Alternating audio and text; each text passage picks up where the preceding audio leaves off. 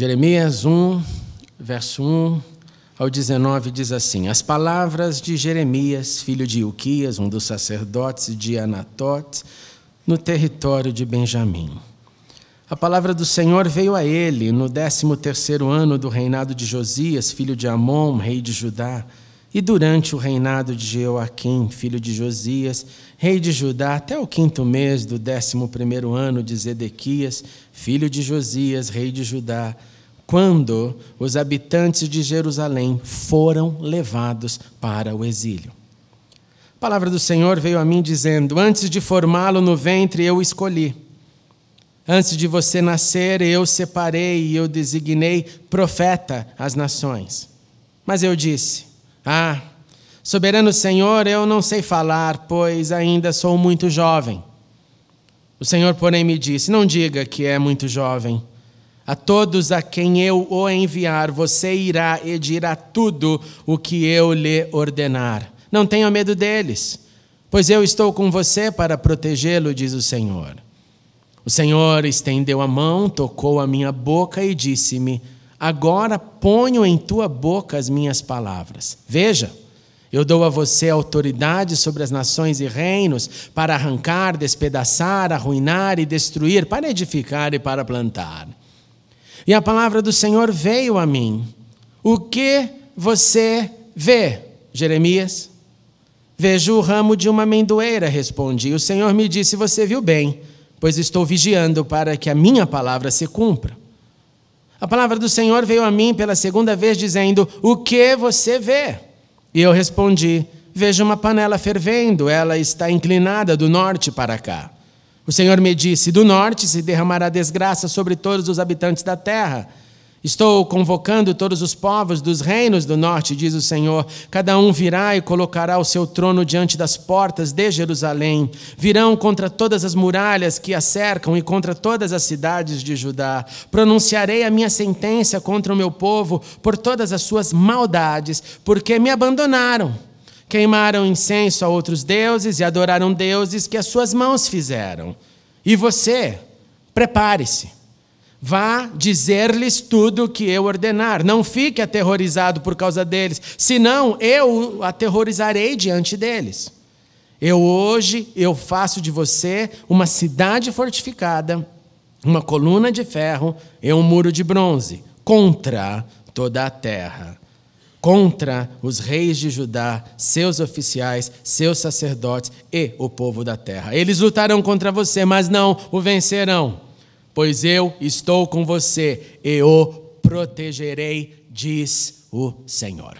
Oremos uma vez mais. Obrigado, Senhor, pela tua palavra, pela liberdade que temos para cultuar o teu nome.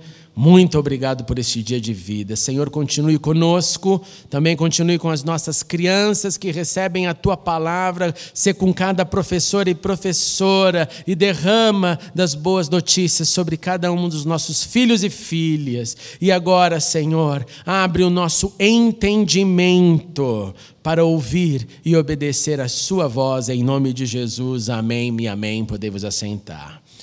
Encerrando nesta manhã a série chamada Da Visão ao Treinamento, nós concluiremos com uma pergunta e eu oro para que esta pergunta seja respondida durante esta reflexão e oro para que esta pergunta seja respondida com as nossas ações. E a pergunta é a mesma que o Senhor Deus perguntou para o profeta Jeremias por 2 vezes. Fazendo aquilo que muito acontece na Bíblia quando existe o que nós chamamos de manifestação de pares, de duplas, situações que uma fortalece a outra, que uma às vezes é o contrário da outra, mas tentando colocar um mesmo ponto em ação.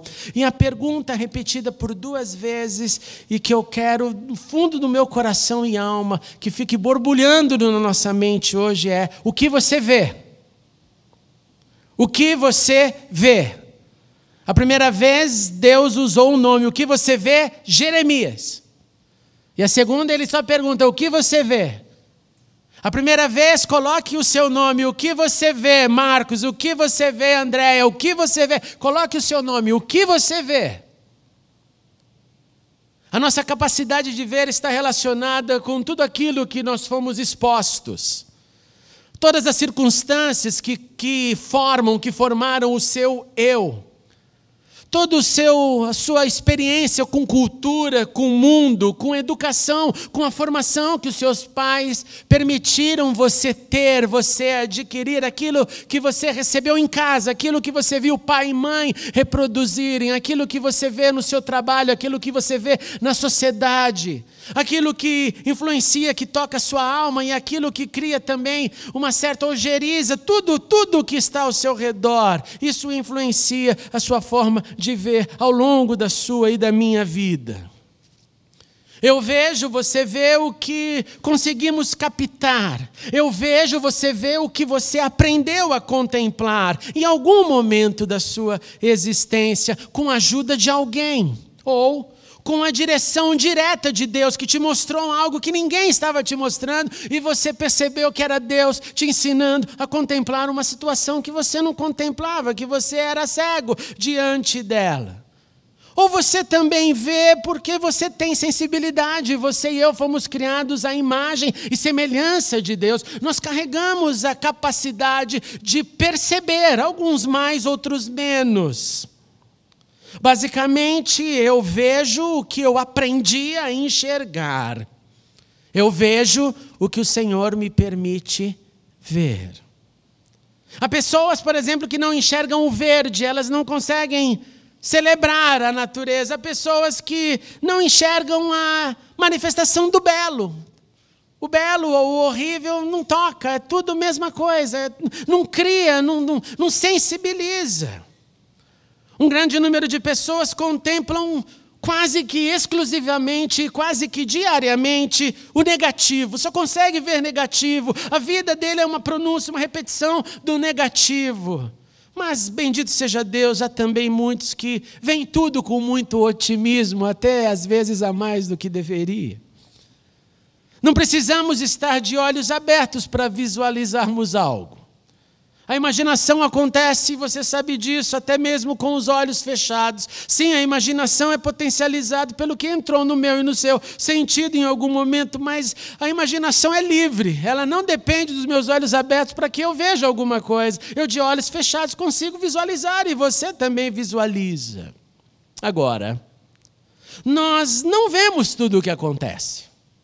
Apesar de toda a capacidade humana, apesar de grandes líderes terem grandes visões, nós não enxergamos tudo o que acontece. Nós temos uma limitação enorme. E deixa eu te dar um exemplo que é comum a todos nós. Quando nós falamos, por exemplo, da nossa espiritualidade, da nossa caminhada com Deus, que já começa difícil, porque é com Deus, na linguagem paulina, um Deus invisível. Quando ele fala de Jesus, ele fala, olha, Jesus é a imagem do Deus invisível, o que não ajuda muito, né? Porque se eu não sei qual é a imagem do Pai, entender a imagem do Filho é complexa. Graças a Deus, porque Jesus se manifestou em carne e osso para mostrar um caminho prático a seguir. Mas a história é essa, é um Deus invisível. E porque nós cremos nele, a palavra diz que nós somos felizes. Porque não vimos, porque não vemos, mas cremos.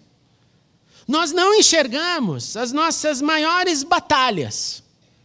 A grande batalha que se processa em todo o tempo não é a batalha na Síria, no Oriente Médio, especificamente em Israel, não. A grande batalha que nós vivemos, ela acontece em uma outra camada. O apóstolo Paulo nos advertiu, dizendo, olha pessoal, povo, leitores da carta aos Efésios, fortaleçam-se no Senhor. Fortaleçam-se no seu forte poder, vistam a sua armadura para poderem ficarem firmes contra as ciladas do diabo. Aí Paulo começa a contrariar pensamento filosófico, A mais B, ele começa a deixar claro, existe algo que a gente não enxerga, mas que é real. Existe uma luta que não é contra pessoas, não é contra o ser humano. E Paulo especificamente dá detalhes, ele fala, é contra autoridades, dominadores deste mundo de trevas, contra forças espirituais do mal nas regiões celestiais. Ele deixa claro que aqui não é governo, não é ocupação romana, não é assimilação grega, não é conceito de desenvolvimento teórico. É um mundo que eu e você, nós não enxergamos. E segundo Paulo, a sua advertência é: por isso, revista-se do poder de Deus. Agora, por que nós não vemos então essa dimensão? Nós que enxergamos tanto. Por que nós não vemos? E talvez porque Deus esteja sempre nos protegendo daquilo que nós não aguentaríamos ver com total clareza.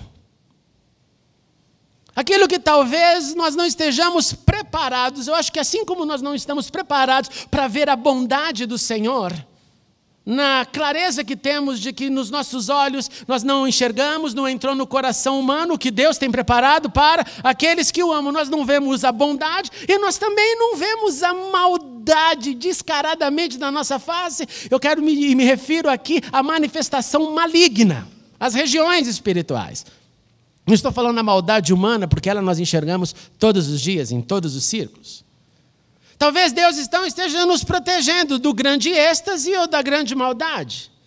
Daquilo que é muito positivo, o céu que você e eu queremos ir, e daquilo que é negativo, que é o que está acontecendo, por exemplo, escute isso. O que deve estar acontecendo nas camadas espirituais quando você para orar? O que acontece nas regiões espirituais quando você para ouvir a palavra de Deus?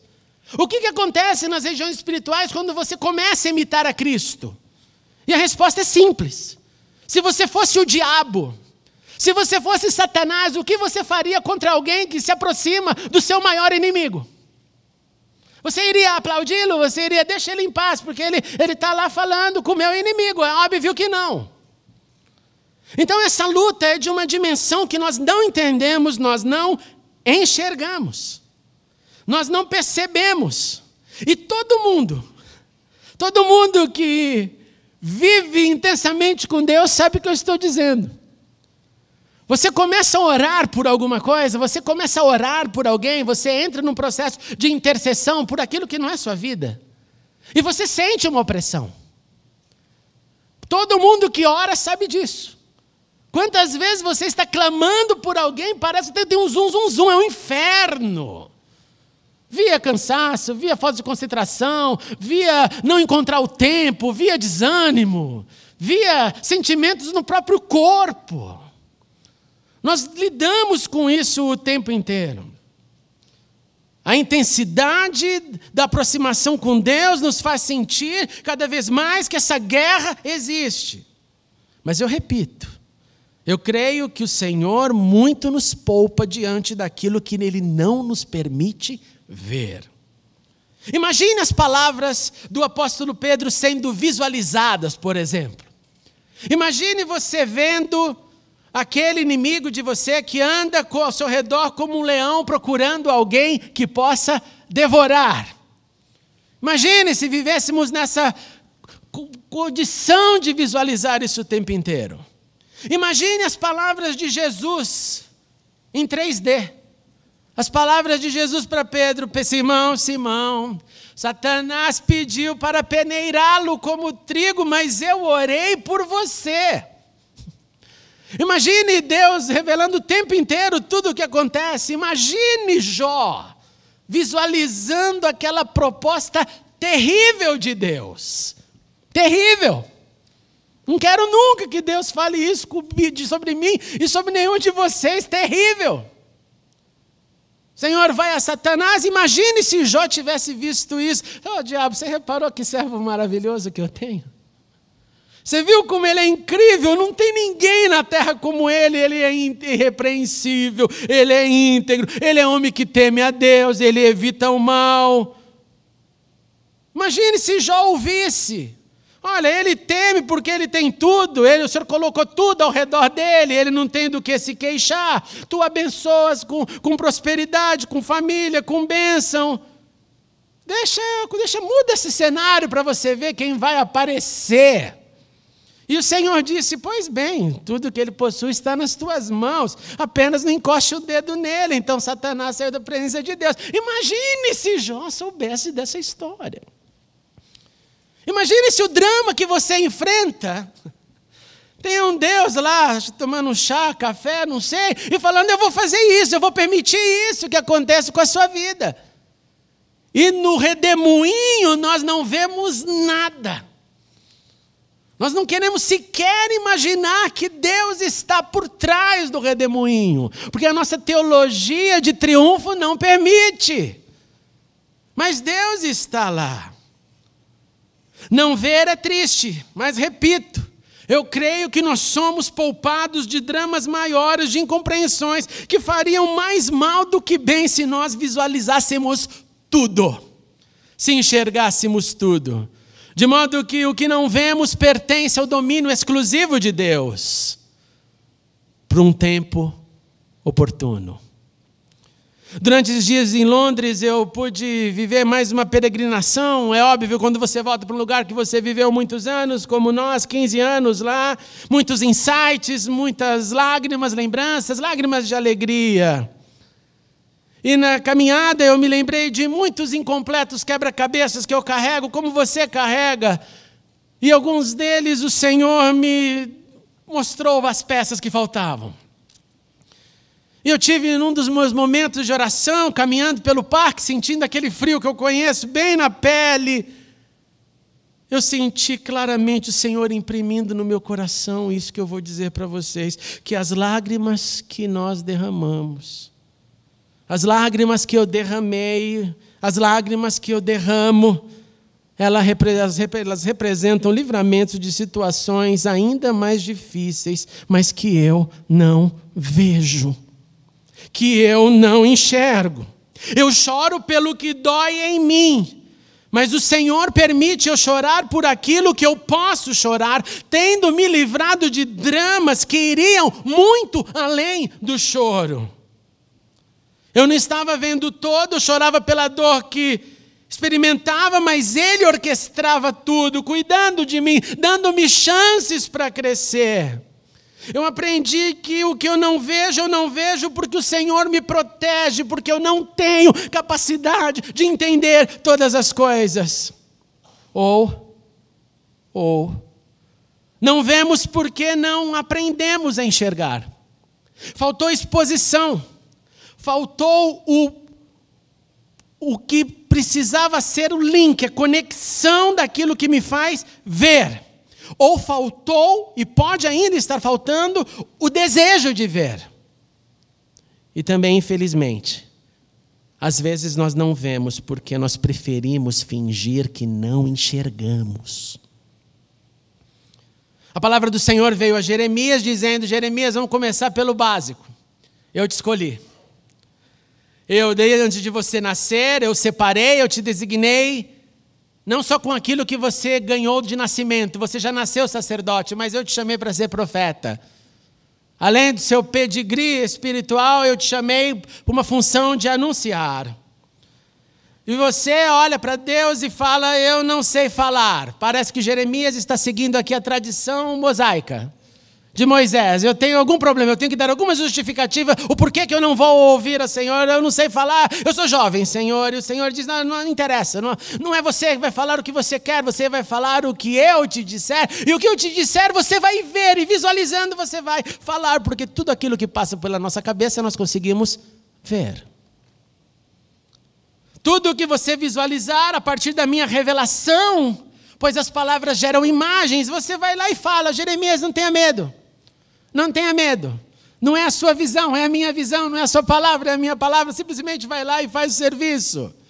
O Senhor estende, toca a sua boca, coloca na boca dele as suas palavras. Eu te pergunto, o Senhor não tem colocado a sua mão em sua boca. O Senhor não tem colocado em seu coração as suas palavras. Veja ele, fala, olha, eu te dou autoridade. Vamos fazer um teste, inclusive, agora, Jeremias, para você entender que você já está começando a ver a partir da palavra que você recebe. Jeremias, o que você está vendo? E ele responde, eu vejo um ramo, Senhor, eu vejo o ramo de uma amendoeira. Eu vejo a primeira árvore a brotar. Eu vejo aquela que antecipa todas as outras. E o Senhor disse, que bom, você está entendendo. Eu vigio para a minha palavra para que ela cumpra, assim como a primeira árvore a brotar é essa, eu estou ali pronto para cumprir a minha palavra, para ela brotar no momento adequado. Vamos mais um teste, Jeremias, de novo. Jeremias, o que você está vendo nesse processo de visão, revelação e proclamação? E ele, olha, eu estou vendo uma panela fervendo. Ela está inclinada do norte para cá, então, que bom, well done, muito bem, Jeremias. Você está percebendo que eu vou trazer o povo do norte, eu vou trazer, depois entendido, a Babilônia, os babilônicos, para irem contra vocês, porque vocês não querem ver, vocês não estão dispostos a ver, vocês não querem ouvir de mim para fazer aquilo que eu digo, vocês não têm aptidão para isso, porque não querem desenvolver aptidão, a sensibilidade de vocês leva vocês para rumos que não são os meus, então... É só agora mexendo gente com gente, opressor contra oprimido, babilônicos contra o povo de Israel, e levar vocês para o exílio, para daí brotar alguma chance de visualizar o que não vem. Agora, quanto a você, Jeremias, prepare-se, vá dizer o que eu te ordenar, não fique aterrorizado. E aí Deus conclui o seu discurso com imagens. Jeremias começa dizendo nesse texto, o Senhor me falou através da palavra, veio a palavra do Senhor para ele, perceba, palavra, se você disser, veio uma palavra do Senhor, é porque veio uma linguagem, um texto, de alguma forma, para os seus olhos, para os seus ouvidos. Mas agora Deus não conclui com palavras, Deus conclui com imagens. Ele diz, eu faço de você, repare, uma cidade fortificada, uma coluna de ferro, um muro de bronze contra toda a terra. Eu dou tudo que visualize essas cenas, visualize essa cidade, visualize esse muro, visualize essa coluna. Visualizou? Que bom! É isso que eu faço de você. E eles lutarão contra você. Acho que essa parte ele não gostou de ouvir. Eles lutarão contra você, mas não vencerão, pois eu estarei ao seu lado. Irmãos e irmãs, pela graça desconhecida de Deus, e eu digo desconhecida porque não me alinho com quem tenta interpretar a graça, não me alinho, porque eu não entendo. E confesso a minha inabilidade de entendê-la. Pela graça desconhecida de Deus, que escolheu você, para revelar-se como o único Senhor, Deus e Pai. Se eu te perguntar quem é Deus para você, você vai dizer sim, Ele é o meu único Senhor, Ele é o meu Deus, Ele é o meu Pai. Pela graça incompreensível de Deus, que enviou Jesus, a razão do Natal, para nos mostrar na prática como homem, como eu e você devemos viver. Pela graça misteriosa de Deus que enviou e continua a enviar o seu Santo Espírito para nos guiar, para nos consolar, para nos conferir poder para testemunhar e viver. Por essa graça que nós chamamos de favor imerecido, escute, Ele te fez, Ele nos faz enxergar muito mais do que os nossos anseios particulares.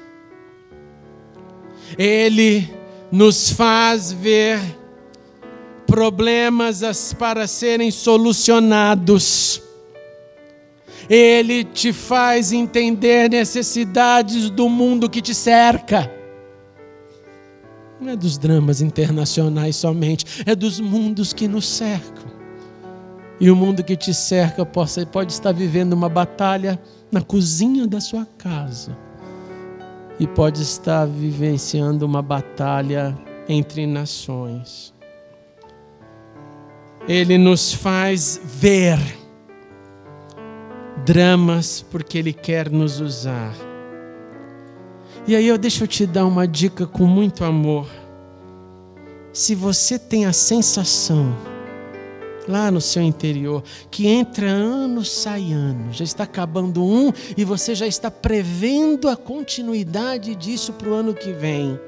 Entra ano e sai ano e você conclui, nada acontece. Talvez seja porque a solução está em sua ação e não na sua reclamação. O que você vê é a pergunta. O que você vê com seu nome ecoando? Faça da sua visão a sua responsabilidade e faça da sua responsabilidade uma visão para ser executada.